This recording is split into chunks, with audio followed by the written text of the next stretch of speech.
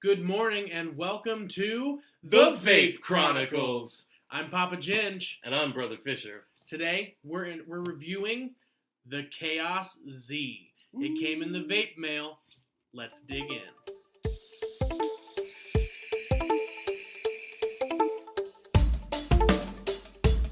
Smells like your breath.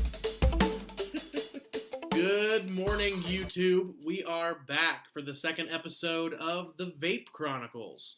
We got some interesting vape mail this week from our friends at Sigelei. They sent us the Kaos Z Mod. So we popped some batteries in there, unboxed it, and decided to try it out. We ran into some interesting things. We're going to talk about those today. Just kind of give you a feel for what I think is maybe a little bit less known mod. I don't see a whole lot of these around. So maybe we can dig into the bottom of that, figure out why. We took it up to our favorite shop, one of our favorite shops, and played around with it for a little bit. Showed it to the guys up there, and everybody kind of liked it. It's all right, but we noticed some interesting things about it. So Brother Fisher took it home, decided to mess with it for a little bit and see what he could figure out, kind of drill down into some of the issues we found. So I used it for a couple of days. I didn't use it for a week or 2 weeks or anything like that. And I'm going to probably continue vaping on it so that we can get back to you with more issues if any issues arise. But this is the Kaos Z, and it's by Sigelei. Cool thing to note first. See that? That's a 3-color screen. It's pretty. I like that. You'll notice too that we got the rainbow finish. It's a magnet for fingerprints. But I don't know. Some people really like this kind of finish. It looks stylish, and it's a pretty good mod. What we've discovered first off is that it states it's a 200 watt mod. It will vape at 200 watts. As you can see, I've been using the Vaporesso Cascade tank on top of it, which is amazing. It's a cloud machine. It's not bad. I've enjoyed it. Good flavor, good clouds, everything. In the pack, it comes with 2 atomizers with 2 coils. It comes with a 0.15 coil, which has 4 coils inside in chimney style. And then they have a 0.4 ohm coil, which is what I'm using now. And I'll tell you about that. What we discovered is that when you're running this thing, here, I'll see if I can get it on the screen for you. You see how it drops like that? Well, if you use 100 watts, the drop goes way down, the battery drop, because the amperage of the batteries, I use the LG batteries in it, which apparently only put out something like 15 amps. It sucks the battery power real fast. And we noticed when I would hit it up at 130, 150 watts, because I like a hotter vape, we noticed that the little icon for the battery there on the screen would turn red and show... I can't see. Would turn red and looked like it was just draining it.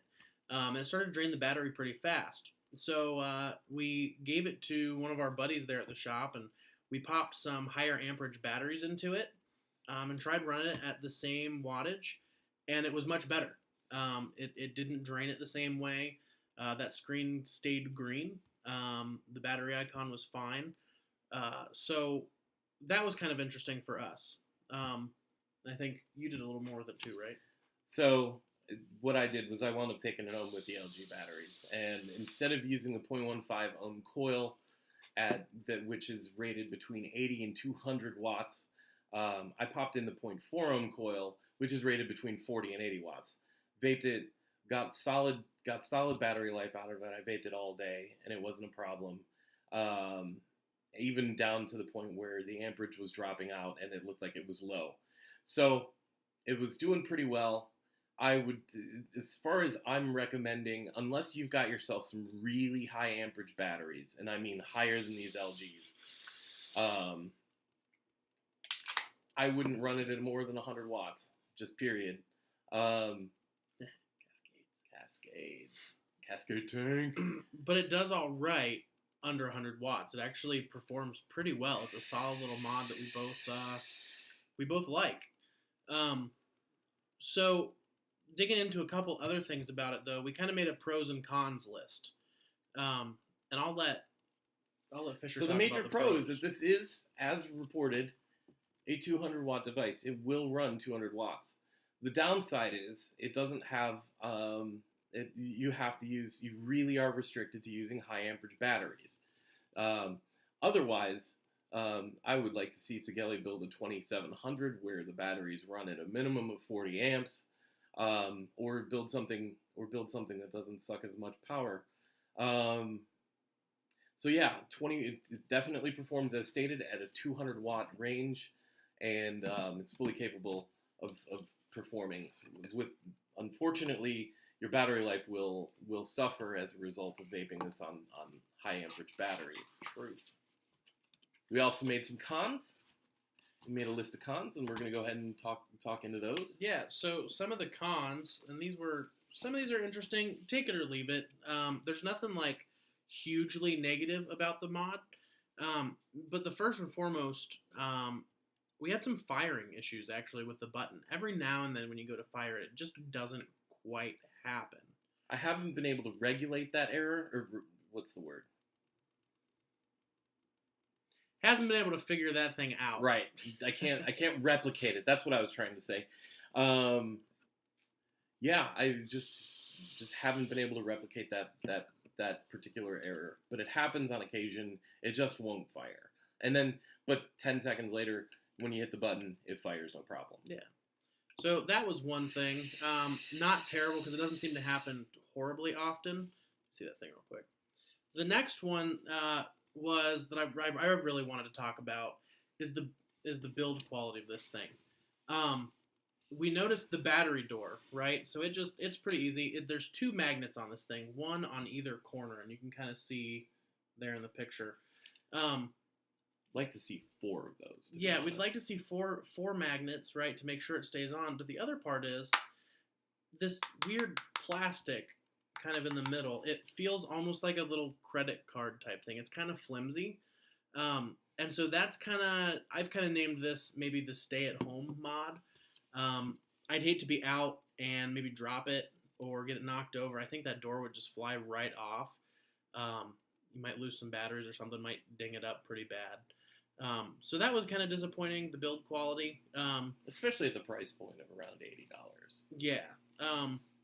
And then battery life, over 100 watts. It really suffers, which would be fine. If you're using a tank, the Cascade's kind of unique in the sense that you can run it at higher wattage as a tank. But if you're running an RTA or an RDA and you want to run it a little higher, you might have some problems with battery life. It's going to run out pretty quick. So those are the cons. And then we made a list of subjective things that we have discovered about the mod. It's not a pro, it's not a con, it's just kind of a stylistic thing.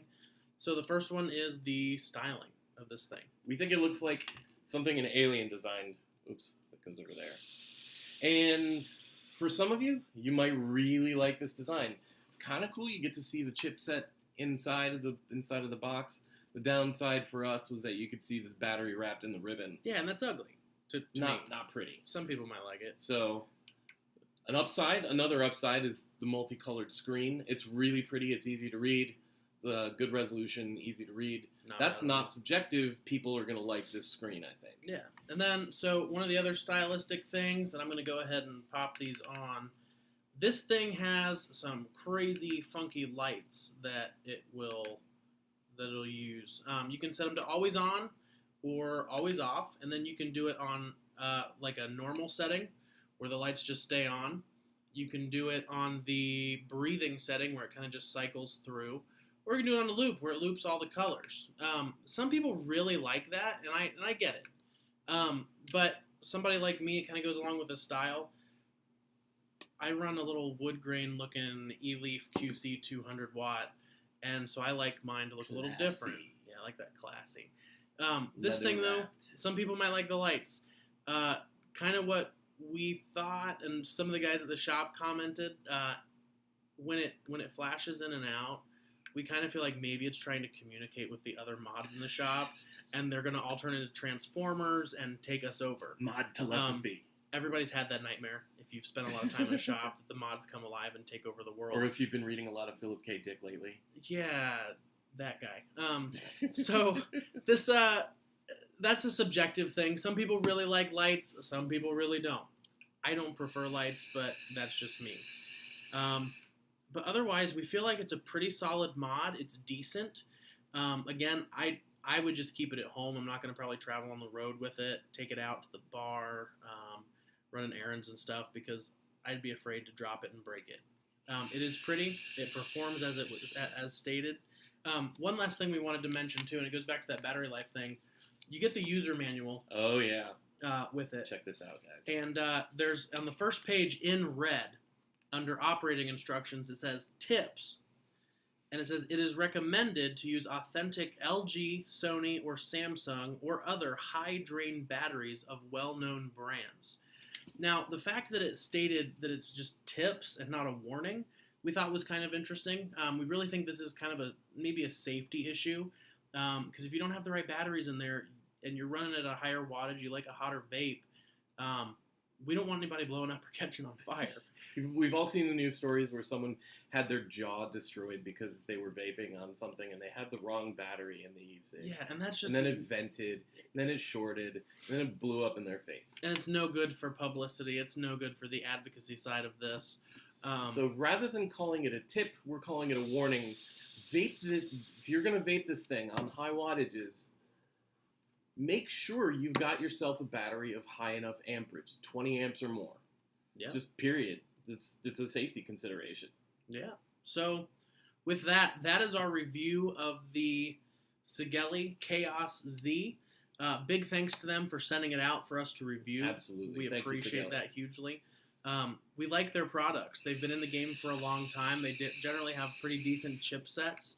And this one's really no exception. Just a couple minor issues. But overall, I'd say a positive experience with the Kaos Z. And there it goes with those lights again. I think my mod's about to grow legs and walk away with this thing. It's going to start talking to us. All right. All right, guys. Until next time, this has been another episode of the Vape Chronicles. Tell us what you'd like to see next. Yeah. We've got plenty of juice to review.